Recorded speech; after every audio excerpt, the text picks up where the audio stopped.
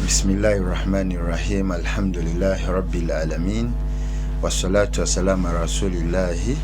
sallallahu alayhi wasallama. Abatula mwenna tubebaza okusubscribinga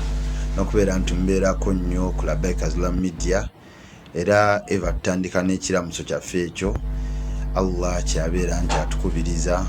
ngaffe abasiraamu ekyokubeera ntubagaliza emirembe, tubagaliza emikisa, tubagaliza okubeera mu kusaasira kwa Allah ow'ekitiibwa. Alhamdulillah nga bulijjo bwe tutambula ku byafaayo era nga tuliko Adamu alayhi salaam era tukomyewo ate ne Sheikh waffe omulungi Sheikh Lugoloobi ow'ebyafaayo ng'omulundi guli twakoma ku Nabbi Adamu alayhi salaam ne Hawa nga bafuluma okubeera nti bafuluma mu jjana era awo waliwo ebintu bingi nnyo nga era kyenkubiriza bano abatulaba nti buli situation yonna buli musomo gwonna funa byojjamu ebigenda okukola ki okuyamba kubanza omunajjamu era n'ekintu ekirala tukubano watulaga mu kuva kwa Adamu alayhi salaam mu jjana mwalimu okuba nti yawuliriza omukyala byali amugamba n'ajemera Allah ng'abasajja b'ennaku zino abamu kyebakola ki kyebakola awuliriza omukyala ogenda okulaba ng'akoze eki oluganda lukutuddewo agobye abooluganda awukanye ne maama we awukanye ne tate lwa mukyala inshallah taala nja kusaba Sheikh atandikiraawo tubeere nga twongerewo inshallah. Bismillah walhamdulillah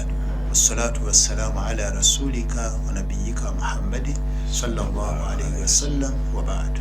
Assalamu alaikum wa rahmatullahi wa barakatuh. Wa alaikum salam wa rahmatullahi wa barakatuh. Allah subhanahu wa ta'ala tumwebaza enteekateeka yina agikoze ntubeera nga nze ne munnange ono kasa tuyingira mu studio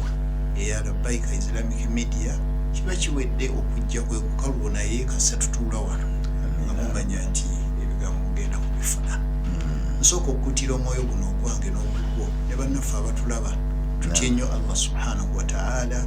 ate yatugamba kibeere mu bukakafu obw'okumutya haqqa tuqaati. Kati eri maaso n'atugamba nti tiketi muba mumaze ogikwata naye temugiruusinga wala tamuutunna illa wa antum muslimuun. Naawe agenda okufa kakasa nti ofudde tiketi ogirina kubanga siraamu ye tiketi ey'okuyingira mu jjana. Saba Allah tunywereze ku busiraamu ya rabbana. Kiba kiwedde ekyo tulina okumutya ate era Allah omuntu oteekawo embeera ey'okumweraliikiriramu agamba nti naye angamba nkole kino sikikola ate kyagambye kyakyaŋŋaanya okukola ate nekikola neweeraliikirira olunaku lwogenda okuyimirira mu maaso ge. Kyova olaba owekitiibwa Allah yasembyayo aya eyasembayo turja'una fihi ila Allah yasembayo okukka yakka ku Nabbi Muhammad sallallahu alaihi wasallama gebulayo ebiro 9 n'omusana ogwo mwe yafiira aya nekka bano bakutabulu wahyi balinda 8 tewali aya ndala yasembayo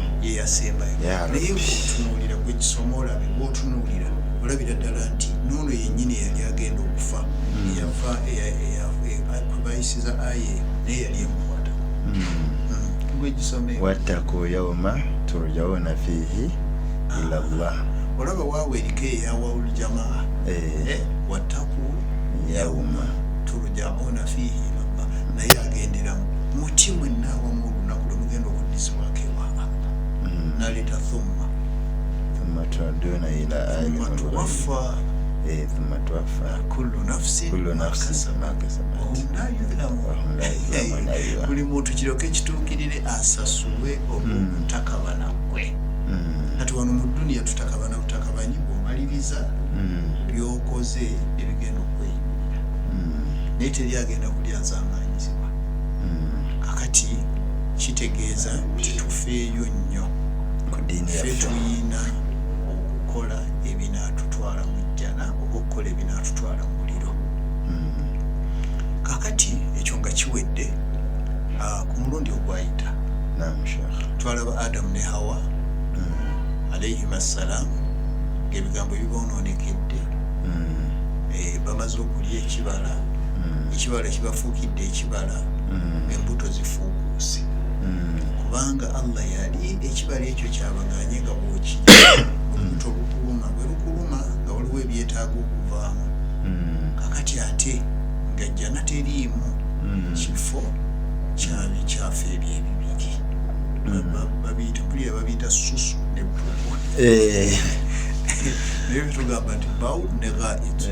ebyo bimeka ebibiri kakati olw'okuba ebifo ebyo tebiriimu Allah yali ayina kubambula kyeyava abambula ekyambalo kyaffe ekyekitiibwa ekyali kibikka kubulu neddudu era wagambye bulungi nti awo wennyini Adamu alayhi salamu ne Hawa ne batandika okunoga ebiki okubeera nti beebikka nga babikka obwereere naye wanaadaahuma rabbuhuma omulezi waabwe bombiriri n'abakoola alam anhakuma an tilkuma shajara wa aqul lakuma inna shaitana lakuma aduwwun mubin abamazi yabaddiŋŋana nebakolaki yabagamba ku ntandikwa nti twalaba nga Adamu Allah yamwejjeereza ate Hawa yekikola agenderedde era Allah kyova olaba yayogera n'agamba nti walakad ahidina ila adama min qabl fanasiya era Sheikha wakakoonako nnyo n'ogamba mu butuufu abantu bonna bandibadde babeera bagumiikiriza nnyo kuba wagalaga nti Adamu alayhi salaamu yawangala emyaka 10 era ogw'ekikumi gwe yava mu jjana naye ng'agumiikiriza emyaka 99 kati n'abatulaba bano abafumbo tubeere bagumiikiriza ku bakyala baffe Mungu ajja kukola ki yuyo n'Adamu Mungu yamwejjeereza naffe Allah ajja kukola ki tujjeereza inshallah kati bwe bamala okubeera nti ensonga ebatabuseeko Allah abajjukiza Adamu amwejjeereza n'alagira bamalayika bakwate Adamu ne Hawa baleete ku nsi kiri kituukirire abange bamalayika inni jaa'ilun fil ardi khalifa abagamba agenda Allah abagamba bamalayika agenda kuteeka ku nsi omuntu ate ne basooka ndowooza beewuunya balaba ate abantu bali mu jjana baliwa myaka 10 ate Sheikh nsubira era emyaka gy'omu jjana emyaka gya yawmul qiyama gifaananako n'emyaka egy'edda egy'omu jjana nti omwaka gumu guyinza okubaamu emyaka 10 kubanga era wa inna yawman inda rabbikum ka alfi sana mimma ta'uduna wenkananga 10 olunaku ewa Allah ya Rabbi okyanya omuntu awangala sekendi wano ku nsi ndaba ewa Allah omuntu awangala sekendi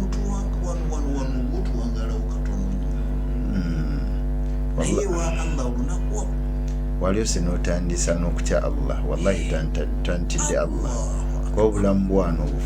bufunda era omwogezi omu yagamba nti oyinza otya okukolerera omuliro obuwangaazi obutono myaka 6 naye okolerera muliro ate ogenda ogubeeremu abada nga somi n'emyaka emitono kolerera ate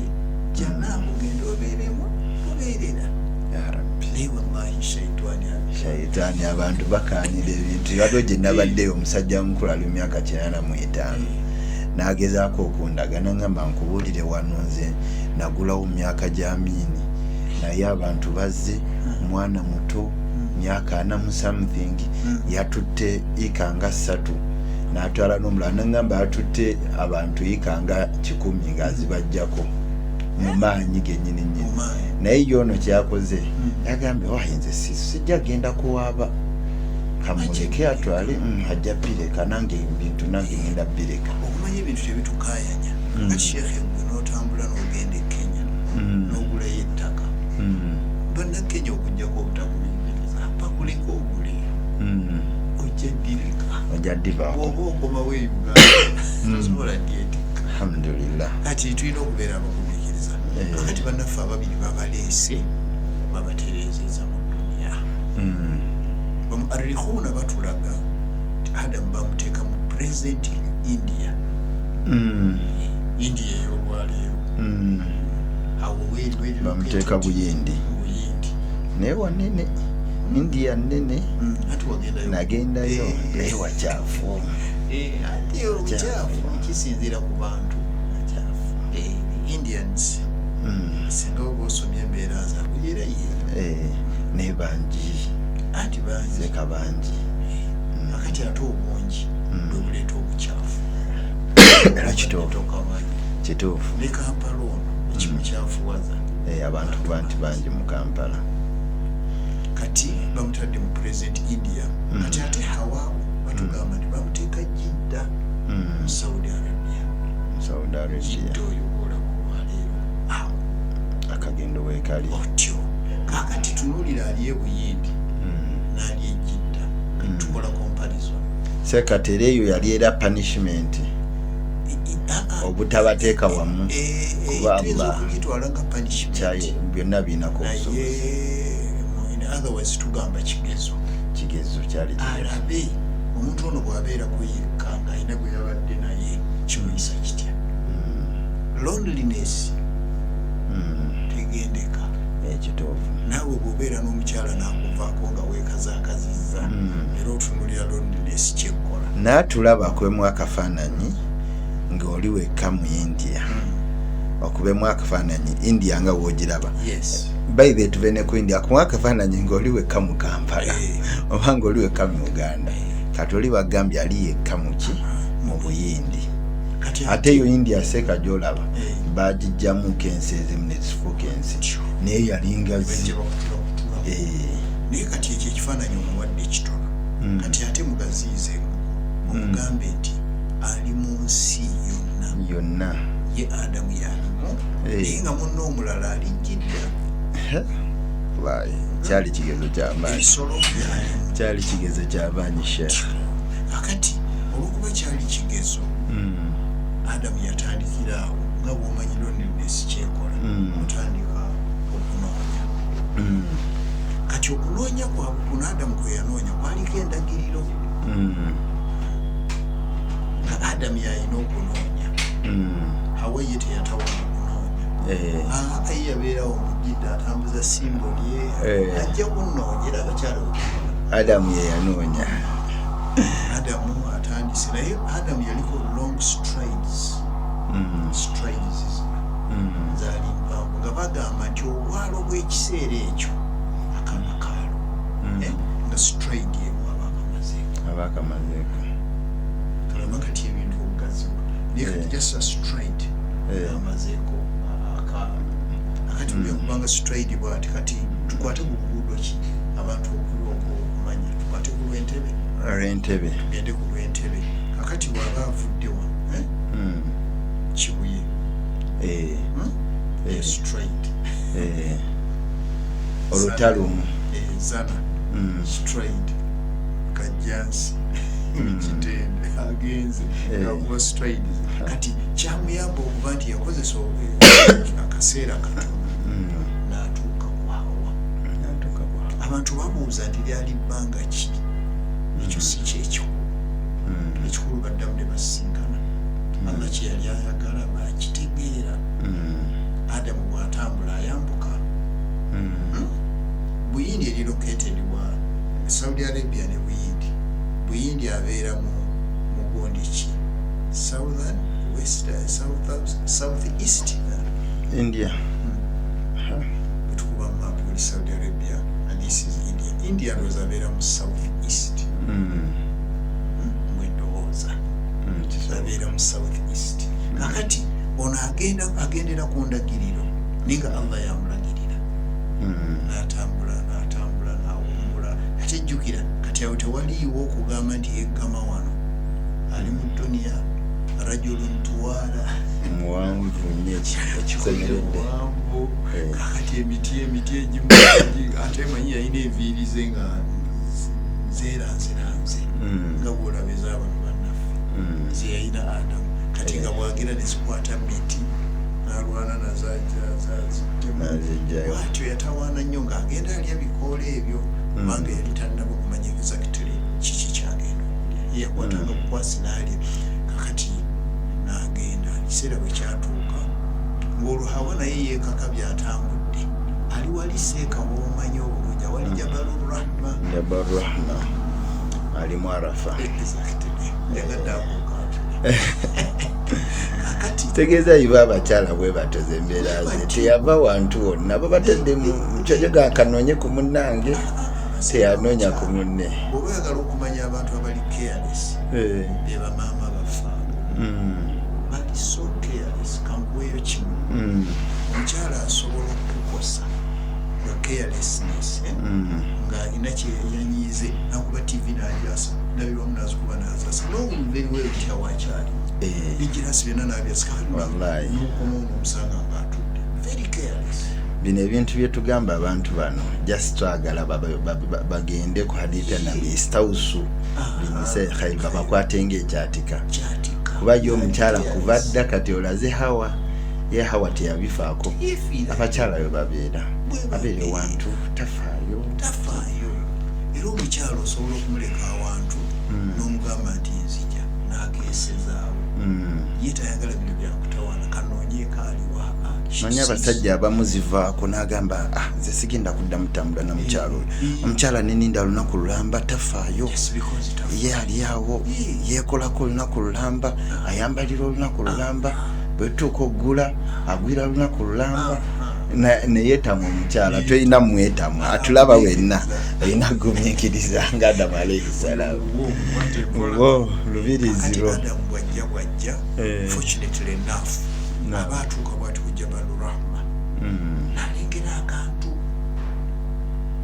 nga busozi bw'olulaba nalengera akantu nga kaggwerayo naye olwokuba yiwa long strains yakuba strain bekka akati all of a sudden Hawa agenda okuwulira ngaawulira enswagiro. What she did nakyuka agenda okukyuka bwati nga ye Adamu alayhi salaamu namuwa ku haga naye haga ng'eno ya mu kiwato si ya mu kifuba kubanga oli ali 30 ono ali 60 tutambulira wamu yakwatira wano bwati oli omusajja wattu yakwata ya Rabbi. Nedda Hawa ina yamuteeka wano bwati nga wano ku lubuto. Adamu yateeka wano Hawa kigambye Hawa yakwata wano n'Adamu n'ateeka wano bwati kati Hawa wennyini ne balyoka beeta oli nayimirira wali n'olwo nayimirira wano ne bakirealizinga realization nkulu nnyo senga mu bulamu bwaffe ne bakirealizinga nti beeryazaamaanyiza wali fatalaka Adamu min rabbi kalimatin fataba alayhi. Kakati ababiri abo fa'tarafa bidhunubihima ne bategeera ne bakkiriza wallahi twalyazaamanya twasobya ne batuyamba. Omanyi kye baakola ne bawanika emikono ne bagamba nti wano kyetaaga kusaba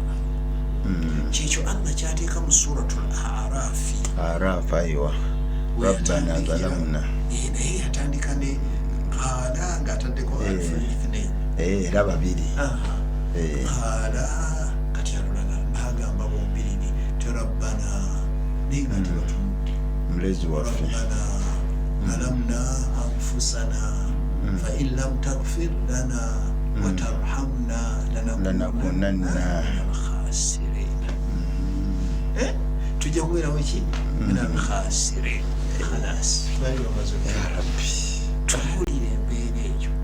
singa ekyo tebakitegeera basi wallahi. Era awo Sheikh mutuufu atulaba yenna nze ndaba yandigyemu nti mu mbeera yonna olina okujjukira Allahu jalla waala nti embeera oyo agikuyisizaamu era dda wansi ku musaalo omanye nti gwe eryazaamanyizza. Ate Allah akyagala ekigambo ekyo bano bwe bakyatula bwe bati kyokolaba Allah gamba fatalaka Adamu min rabbihi kalimatin fataba alayhi Allah n'abamala n'abasonyiwa. Seera ebisinga tugamba abantu bano abatulaba nti Allah huwa khayrul ghafirin. Allah musonyiye ate muki musaasizi. Era omuntu ogezaako omukubiriza nti n'oba okoze zambi ki tuwedde eri Allah oba oli azamanyiza mwoyo gwo. Nabi Muhammad sallallahu alaihi wasallam yatugamba oba yali alina gwagamba naye kale kamwatule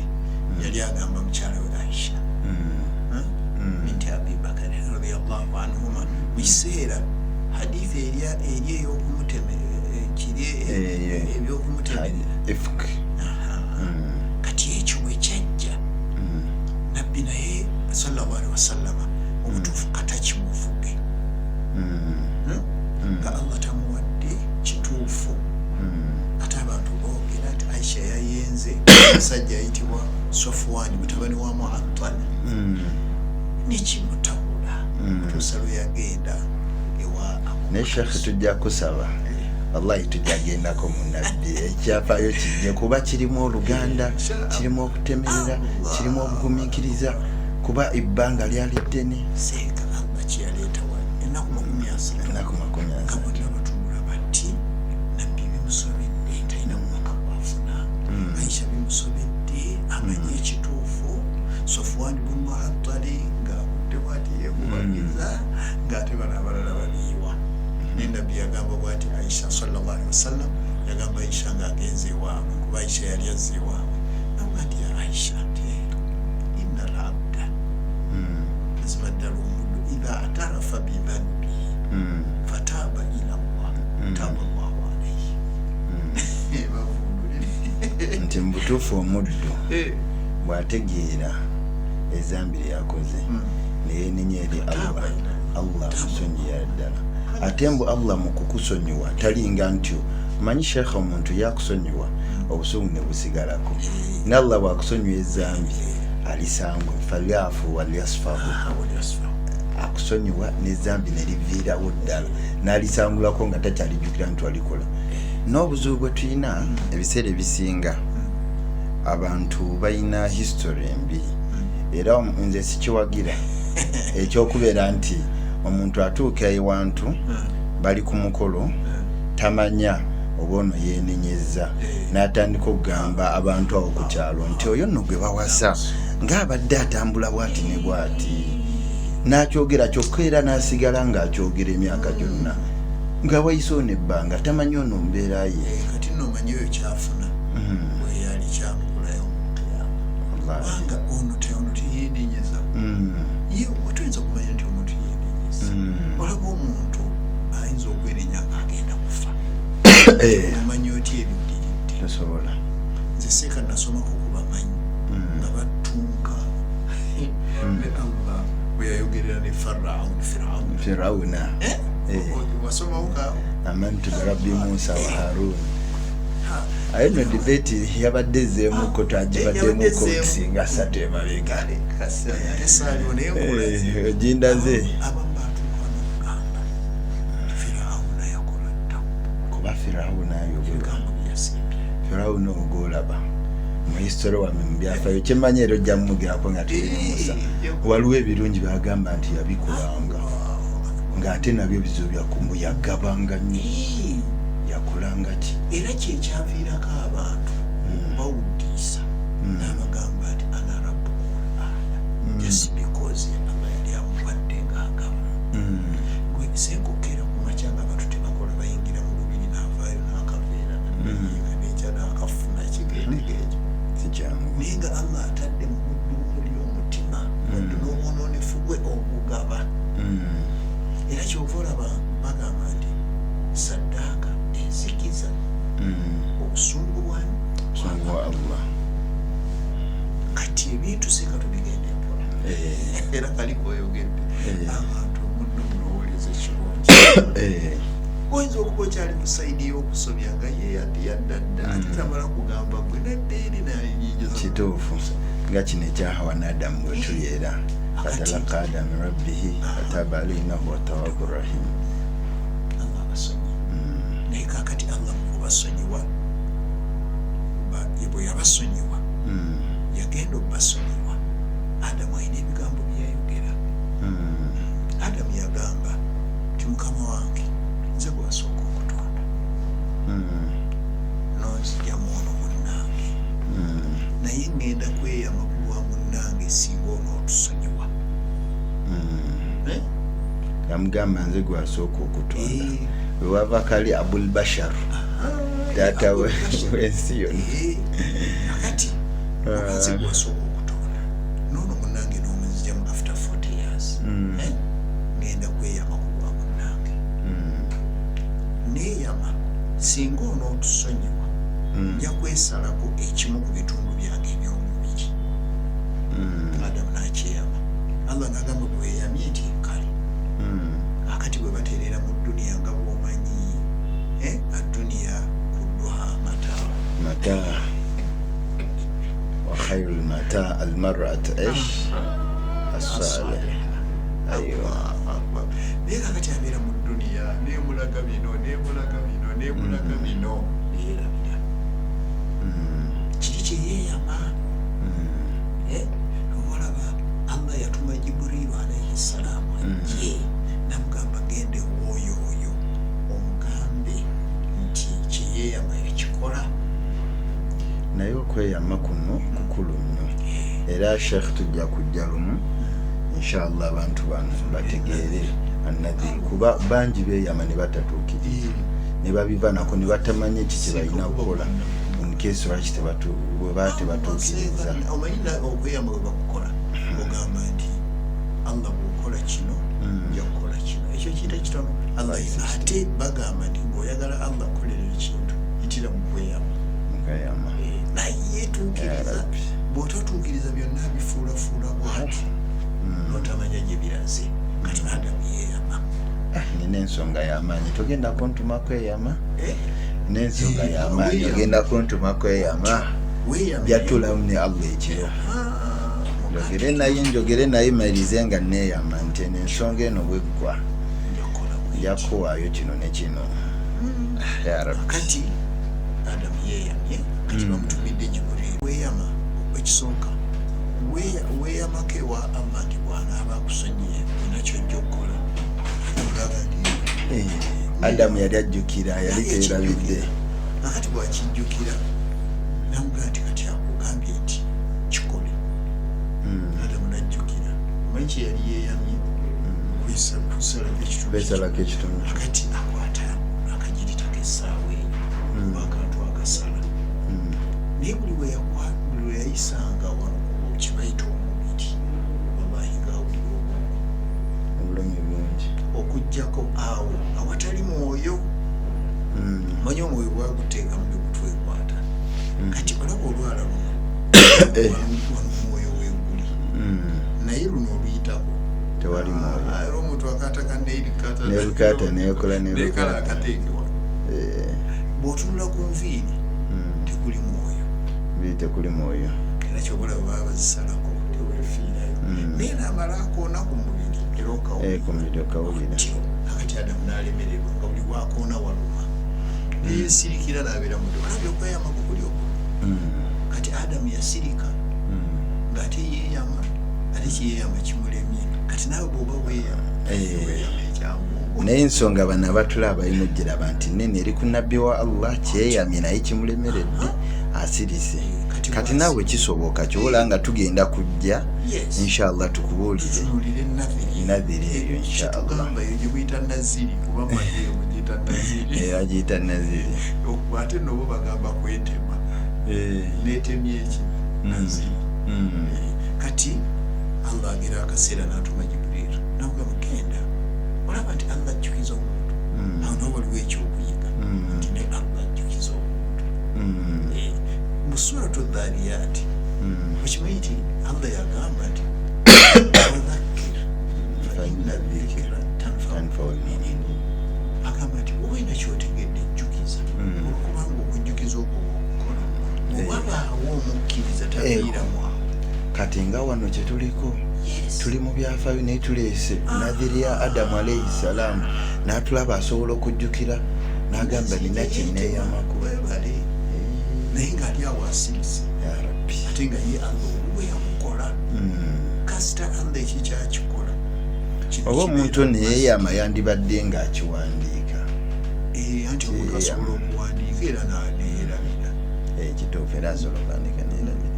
naye kikubeerako bwe kimanyi oyinza okukola ekiraamo newerabira byateeka kisoboka kisoboka kyobola batugamba makutiba qarra makutiba qarra aywa wama hufidha farra kibaawo kiyitala at least wandika still osobola okwerabira kyowandiise mulimu erabira kati kibiriiro wajja namuga nti Adam te kiriwo kikola nakati nagezaako nekigaana kali wenteeka akamuntu nakati kyakulema nti ekyanema Adamu nakijja nakati neyabala ekikoze eki kigaana kati Jibril namuga nti kati nga bwekiganya kati kino kiragiro okuveera kifuuse kiragiro namugamba tunula wakati w'amagulu abiri ekiriwo kyoba osala yes kiragiro kati gwekiri wakati w'amagulu abiri naye yeeyamye ku lwa munne saagala bali abalala basekisa endala babiyingiremu bo babiviiremu ddala kubana bo bayinza okwagala okutunula wakati w'amagulu abiri bakiveemu kubanga oli yeeyama ku lwaki kyova olaba abasajja abeeyamu ndoza sitole ezoziwulira waliwo abamu abeeyo waggulu ekino ekikolebwa batuusa n'okukikola ku bakyala ebaga nti ekyo kyo kyatteeka no ono yeeyama ku lwa munne yes akati nga Jibuliiru amulagirira ogenda kukola bwoti ne bwoti kati seekazi simanyi oba Adamu yakozesa ensinjo ensingi ngimanyi oba kyonna kyeyakozesa Allah yasinga okumanya Adamu yakikozesa ne Jibuliiru bwe baali nga Hawa ye talina kyamanyi oba yamutwala eyo munnange nga Adamu akola ekikolwa ekyokutayirira kyebayita circumcision abatulaba bano badde batidde ng'alowooza naye kakati naye mune shekhe olaba kyova olaba nga wallahi byafewo bikulu buli wogenda aliwo point essaawa zino wetwakulira ng'abantu tebalaba issue ya circumcision n'ennaku zino buli omu akubiriza circumcision amalwaliro biki byonna there are a lot of reasons yagamba sallallahu alaihi wasallam kati alfitratu khamsu obubumbwa ebyobubumba omuntu biri bitaano naye ekiri ku mwanjo kibagulu yagamba nti alkhitaano circumcision naye shekhe nkubulire ng'amazima obusiraamu buno nabbi buithu rahmatan lilalamin nabbi si w'abasiraamu n'obusiraamu ate ebikolwa by'obusiraamu biyamba society yonna era singa nani muslims batunulako eno byetukola batandise otunulayo tugwe tulaba ku video waliwo video obugira ng'abantu they advising themselves there is only one solution if you don't want to become very very fat you just have to fast some days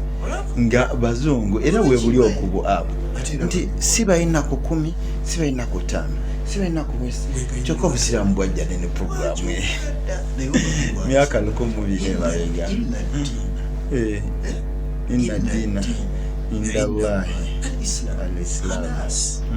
teri nabbi yajja wano ku duniya nga nze ku preachinga kirala it is Islam wallahi tusaba Allah radina billahi rabba wa bil Islam dina bi Muhammad sallallahu alaihi wasallam nabiyya wa rasula we are proud and blessed that Islam is our religion era ffe baneyitonyumiza mu busiraamu bwaffe era kyetubakubiriza inshallah taala namwe tusaba Allah abawe ku busiraamu buno abawe hidaya inshallah yali ageraageranya obusiraamu naye yakoma kumpi n'agamba nti obusiraamu bufaananako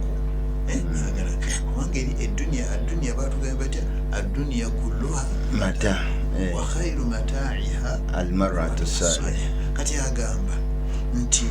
bw'oba yagala okutegeera obuzito bw'obusiraamu kifaananako kati akireetawo kifaananako n'omusajja ng'ofunye omukyala n'otambula n'ogenda somewhere n'okomawo ng'akwekuumidde kirageraageranya n'obusiraamu naye ngera kino tekituuka wano ng'okomawo ng'akoze eki yakumidde tapakusi kizibu nina abasajja bange olugenda e Qatar olugenda e Dubai agenda amaze kusiibula nti oyo agenze n'omukyala agenda okulaba nga atendewalirwa kubanga okuba okuyita kutendewalirwa kwennyini akati kizibu ye yakigeraageranya bwatyo kakati lokwat Adam naye senga njagala abantu bano bagambe ti tetuli wano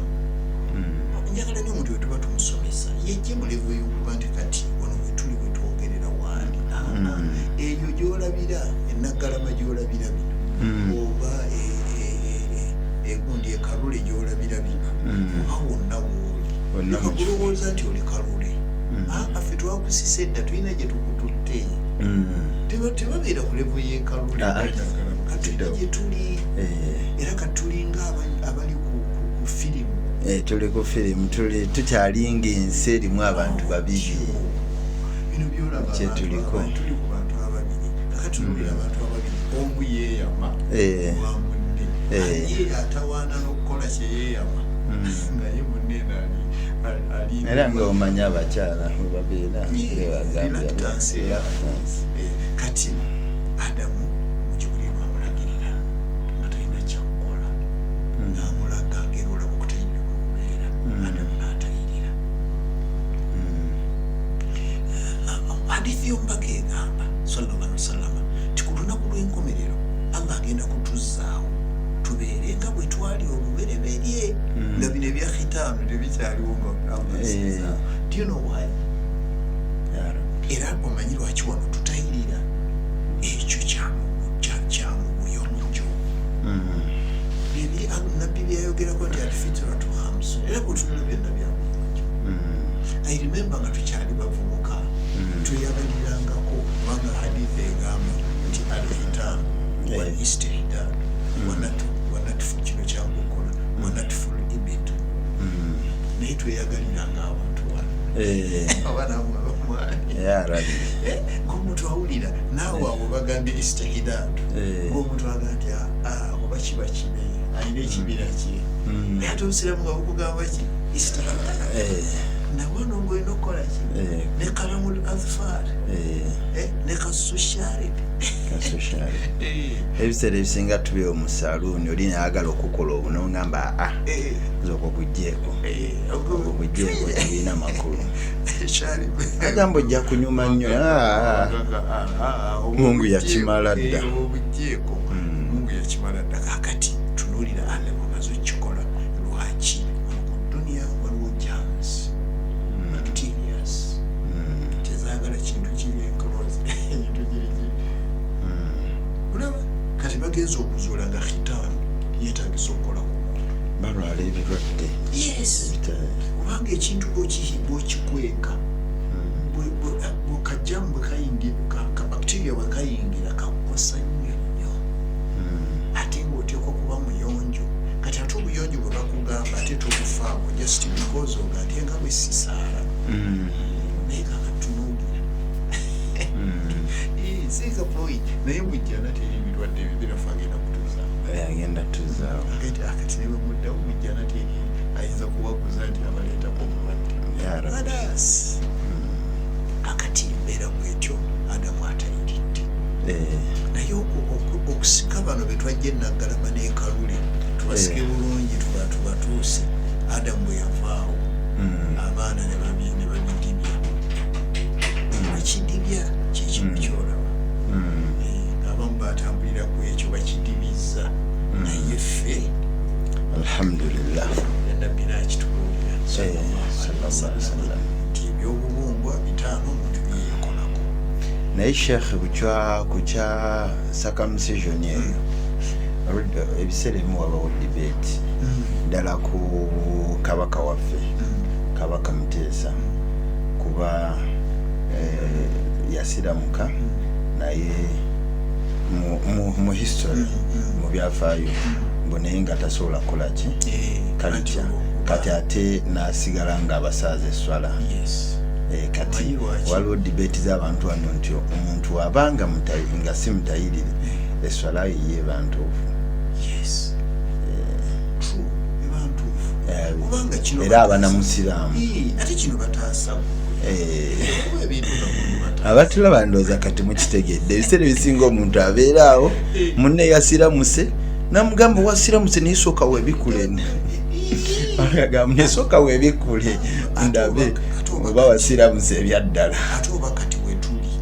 tokyagamba nti omusiraamu ogenda kuzuulira tokyasobola nga si musiraamu ngalisaka musaya kituufu tekyali ensonga circumcision wonna ekolaki ate yabwereere otokuyingira obusiraamu bishahada just kwogera bugambo nokikakasa la ilaha illallah muhammadan rasulullah oba oyingidde alhamdulillah akati simanyi oba omanyi obudde tukyalinayo eddakiika nga 5 kaishallah eddakiika 5 akati tujja katunuulira omuntu ono atayiridde ate Allah ya making sure nti abantu bano banagenda okumiitinga okubeera nti bavaamu ababafaanana ona circumcised already era kyekyasookerwako kubanga bwe yabasonyiwa ono yali yeeyama sooka otutiza obweyamo kakati ate Jibuliiru yakomawo ku keesi eri kyova olaba kiri mu bwongo kiri automatic nti omuntu bwamala okuva ku bikukujju okukula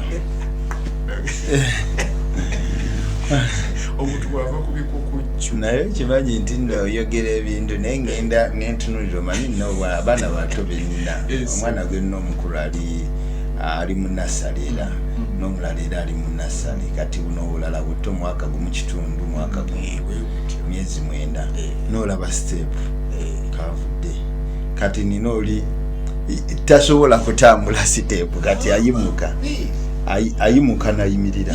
naye n'omugamba tambula kuwali n'oli mbadde mugamba yimirira nga twekutte ku kintu nga tasobola kati wallahi nojja n'okulaba oti wallahi tulina waintaudu ni'matallah Allah gyatuwa kati omuntu bw'ova ku bikukujju buli kintu kyonna kikyuka enjogera ekyuka omubiri gufuukuta ne guleeta embalabe olaba waba mwana muwala yenna akyuka ogenda okulaba kati mulala kati Allah agamba nti awo ngenda kutandika okuvunaana okuze nga bayambala sikaati ng'eriko ekitwe nga amampeeri etaliiko kituli naye nga wali yateekanga mu buteesi n'atambula otyo kati awo wennyini awo kakati ye Jibuliiru ajja kakati Allah n'akiteeka Adamu yali ebbanga of course nga ddene naye eno mu sharia omwatu wa 15 years gundi madhahibu kisinziira waliwo abagamba 15 years waliwo Abu Hanifa waliwo Imam Ahmadi bawukana bonna mukitegedde mundaba musibira ku kyati mutulo neera tusibirira ku 15 years n'olaba Abu Hanifa yamukira ddala paka oluusi ku myaka egisukka ne 15 years naye naye si mukyamu eyagamba waliwo abakikola ate n'omulala nakka n'omulala kkira ddala ati kitegeeza naye wabaawo kye bayita average 15 kati omuntu bwakyuka nabo okujju yenna buli kintu kyonna kyekola kyokka omubiri gubanja automatically omubiri ne gubanja kakati omubiri ogwo ogubanja nabali bakirina time bwe yatuuka omanyi Allah yatonda ekitonde kye bayita shahwa yatuwa amagezi ne shahwa katulina amagezi ate natuwa ne shahwa akati shahwa yomala kukula ova ku bikukujju ng'etandikirawo n'amagezi besemu gajjagawo naye go gatandikira wali mu myaka 7 muluka unadaku bisala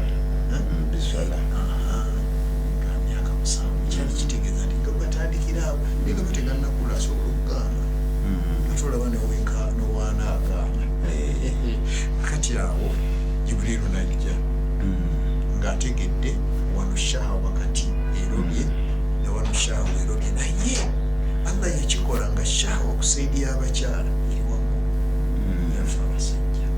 shawa kusaidia abakyala bagurupu y'abasajja. Yes, anti yakola bw'ati bwe yatonda ekitone shawa ekyawulamu emiteeko 9 sorry 10 emiteeko 10 n'akwata omukuteeko ogumu gwe yagabira ffe abarijala abakyala n'abakabula emiteeko 9. So ddalu lye balina okulumya abasajja kati mu bigambo bya last bali quick era bw'oba olera omwana omuwala n'omulenzi ekirabo omulenzi ne bw'omutagenda azanya naye ono oba omutogenda okuzanya nga last emaze okuva ku bujjo owedde kyobalaba era babakuumirawo jangu gwe vayeeyo komawo wano jangu owaate naye ono omulenzi bw'omala okukima amazzi endozanya omupiira last ye ntono era bw'otunuulira abazaalira ku myaka egya wansi bakibebeera n'owala abalenzi agenda okwekaka ababeereyo mu 20 ekitoofu abasinga abazaalibwa bawala akati last myaka 14 15 kati ate alina okumanya wabulinza bwe yatonda ekigambo amagezi n'akyawulamu emiteeko n'akwata emiteeko 9 n'agigabira ffe abakyala yabagabira ate nga bye bagikuffe yabagabira okuteeko ngumu ogw'amagezi era abakyala tabeerewo mu debate omukyala ekyokugamba nti what a man can do I can do better kifu kuba omuntu bye bagabira bwana boogera I can do better singa abadde ayogera asobola okwogera amazima wakikola awulira obukalumu bwakyo yandigambye nga what a man can do I can also try and do it not doing it. Sheikh jakusaba mbuto obwomi bungi nnyo naye nsaba tukome wano kuba olw'obudde naye nga alhamdulillah batulaba bonna tubeebaza okubeera nti babeerako Labaika Islam Media ne balaba ebyafaayo badde tutambula n'ebyafaayo bino lwakubeera nti mulimu ebyokuyiga bingi nnyo katulaba tuliko Adamu alayhi salam bwe tudda ku current form kale leo tumaliriza kyobola nga nabagambye buli episode gwefuna kyojjamu funa kyosikamu nga Sheikh era watugambye nti mu butuufu amagezi Allah atuwa amagezi nga ganjawulo n'obwagazi nga bwanjawulo so gwefuna kyojjamu era nze kyembagamba oba mugenda mu bufumbo omwami n'omukyala genda ng'omukyala omanyi tyo mumagezi asinga oyo mumagezi nawe omusajja manya nti ebyokwagala etegeeza ebiseera ebisinga waliwo abantu bangi abasajja bangi abavudde abawukanye n'abakazi naye ng'obuzi obuvaako kuba nti shahawa z'omukazi nnyingi nnyo omukazi we ziba ennyingi ennyo n'asobya ate kirimu ekiti shahawa y'omukyala bweba ennyingi ansa yokka to that wasa mukyala mulala yeneegendeera the answer to that naye si kyangu kyakula tuli kibanyonyola inshallah Sheikh tanza nnyo Sheikh webale tusubirangawo budde ja n'okubeera nti tuteesaako ku mbeera yaffe edi nammwe tumwebaza tubeebaza mwenna ababeerako ne musubscribe nga ne mulaba Labaika Islam Media. Sheikh nsaba abantu bano babulire ku nsonga ya hijja inshallah neya zaka ku Kamalu kuba director Kamalu kakati ensonga kasoke ne ya umura tutambula buli kadde eyo yo bajje mu Kamalu Service Limited nibula bayika omanyize era ndowooza teri kintu siyinza kuwulira bubi alamani alima atayita wala mutala garabayika afunye abantu bisimuleetedde kisoboka anera bayika akimanyi kituufu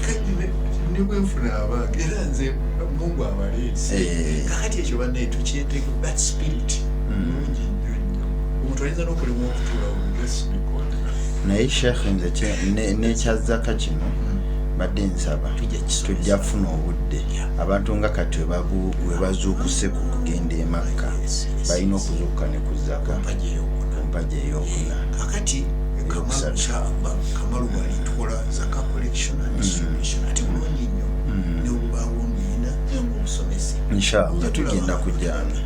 inshallah abantu bonna bategerezanga kyo tugenda kiwa obudde kuba mpagi kuba ku ntandikwa paka ekinaggwera inshallah tujja kigaziya bwetu nti nga bwe tubadde si bwe biri kati abantu bangwirize naffe eri abatuteekateekera nabo bafuna obwangu ng'ebintu tubimazenga mu kyalo abasuubuzi sente ekwozaamu bufuusa okwozaamu asuubira ogenda e Makka yandibadde tasukka December abeerenga at least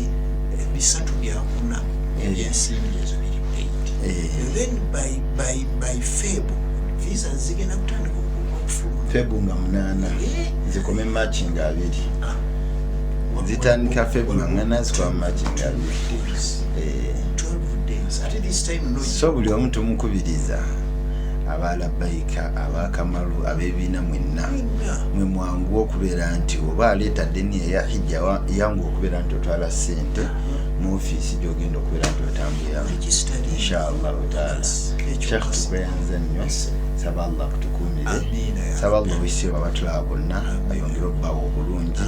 abamalire ebyetaago byammwe ab'obulamu obulungi saasira abaana bammwe bazadde bammwe saba Allah owekitiibwa abeerenga abagasa nabbi waffe Muhammad sallallahu alaihi wasallama subhanaka allahumma bihamdika nashhadu an la ilaha illa anta nastaghfiruka wa natubu ilayk